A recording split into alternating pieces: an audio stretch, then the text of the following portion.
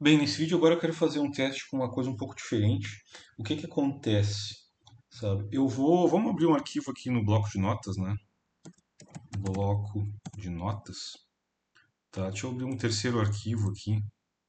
Então nesse arquivo eu vou colocar uma sequência de números quaisquer, né? Vou separar aí por linhas. Então vou botar, sei lá, 45, Enter, 63, Enter, 27. Vou botar números decimais. Ponto 5, ponto 1, 48.3. Vou botar isso aqui, tá?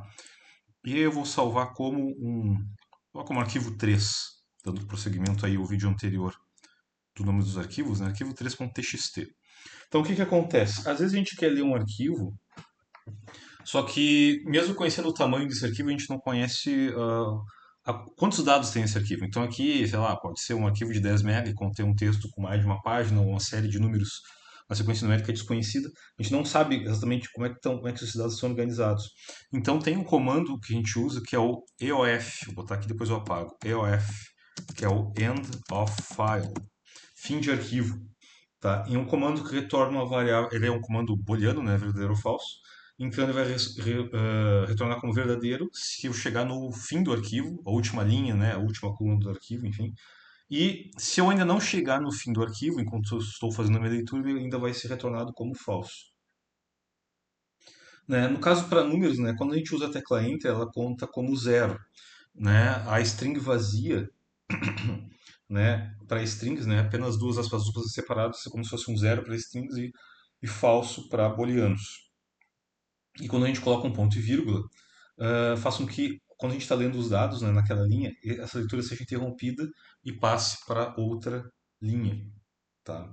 Então, vou fazer um exemplo aqui. Deixa eu salvar e fechar isso aqui. Vamos fazer assim: eu vou criar um arquivo chamado dados. Aliás, um programa chamado dados. Eu vou declarar algumas variáveis. Eu vou declarar uma variável vetor, certo? Declarar ela como single, porque eu quero armazenar dados num vetor, que são esses dados numéricos aí que eu criei. Vou declarar que, como eu vou fazer um laço para varrer esse arquivo, eu vou declarar uma variável inteira aqui, um laço for, ou um laço while também pode ser. Então, vou declarar essa variável como inteira, uma variável i, e uma variável auxiliar como single, vocês vão ver depois já por quê. Então, eu vou usar o comando para abrir o meu arquivo. Deixa eu ver se eu ainda consigo copiar e colar aqui. Não. O meu caminho, tem que ir ali no meu caminho, copiar e colar. O caminho que está na minha pasta ou diretórios, né? Onde está o meu arquivo. Então aqui barra arquivo 3txt. Arquivo 3.txt. E esse arquivo 3.txt, eu vou dar um número para ele, né? Vou dar um identificador comum, tá? Vou dar um identificador aí comum mesmo. Devo ter colocado qualquer outro número inteiro entre 1 e 55. E aí eu vou fazer o seguinte, eu vou ler esse arquivo. Eu posso usar uma estrutura for, mas eu vou usar um while aqui. Ó. Eu vou colocar o seguinte, ó, enquanto o fim desse arquivo relativo ao identificador, que é o 1, enquanto isso aqui for falso, ou seja, ó, vê que ele já, eu coloquei o EOF, né? Então ele já coloca as opções do pop-up aqui do código, falso ou verdadeiro. Falso. Então, ou seja, enquanto ele for falso, enquanto eu ainda não cheguei no fim do arquivo, eu vou aumentar o tamanho da minha variável i, de i para i mais um. Veja que no Visual Basic, né, quando a gente declara a variável inteira, no laço ele meio que já coloca automaticamente como zero, né? Na maioria das linguagens a gente tem que declarar, tem que dar uma inicializada a ela, né? Mesmo nas linguagens interpretadas, se a gente não dá uma inicializada aqui, tipo, sei lá, i igual a zero, i igual a 1, i igual a menos um, ele diz que o i não existe. Mas aqui ele já começa automaticamente do valor inicial.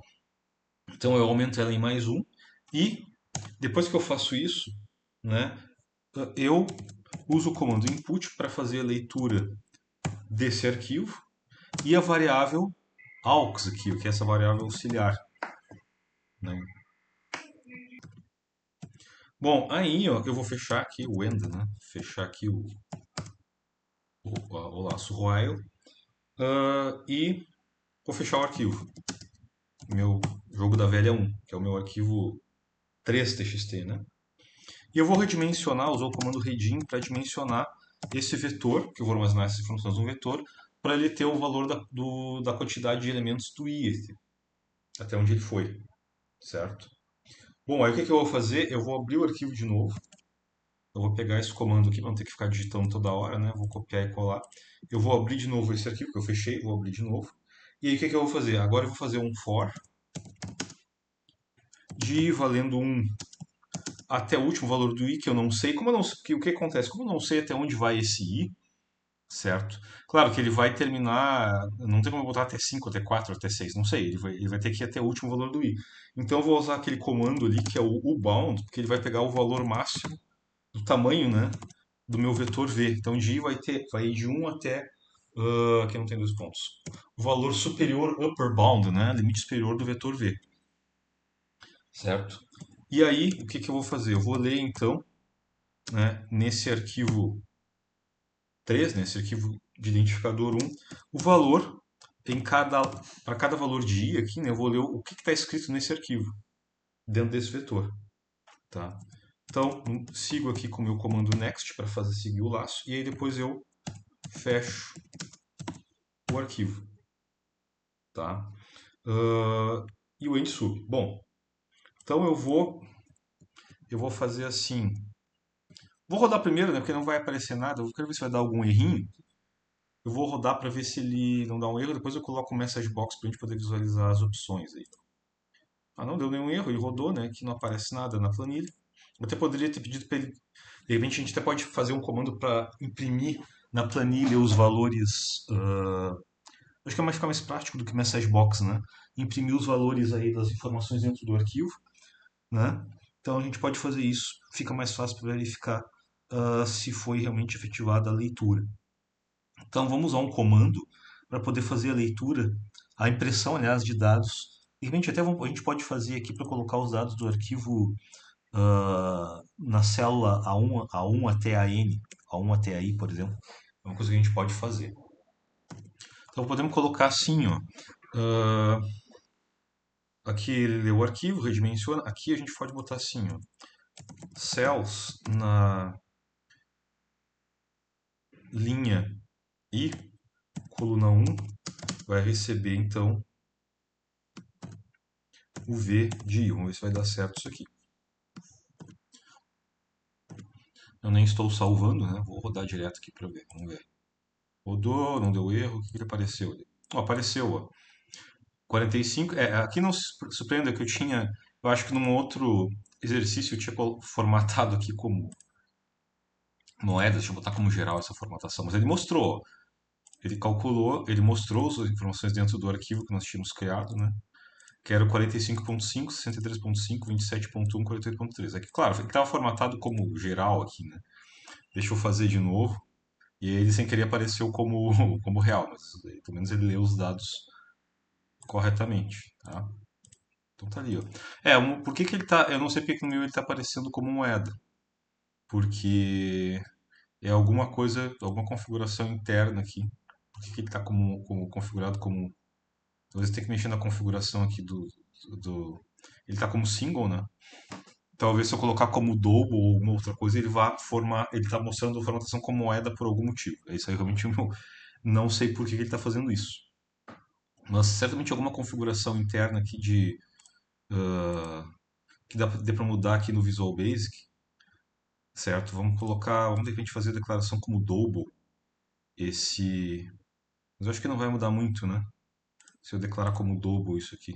Vamos botar, ou então vamos fazer assim, vamos ver, aqui está geral. Vamos botar na coluna B, vamos ver se vai dar certo. Vamos botar na coluna B aqui. Vamos ver se ele vai.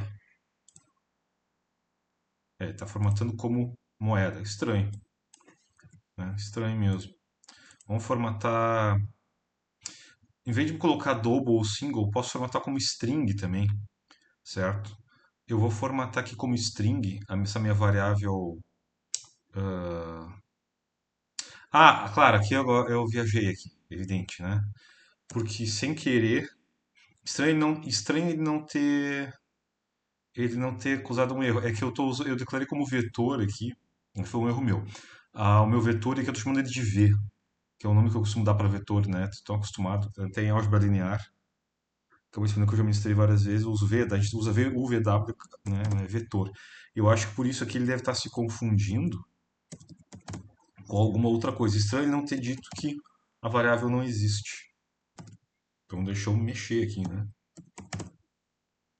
Vetor, vetor, vetor, vetor. Deixa eu apagar aqui na minha célula, que tá apagado. Ah, deixa geral aqui, né? Formatação geral. Play.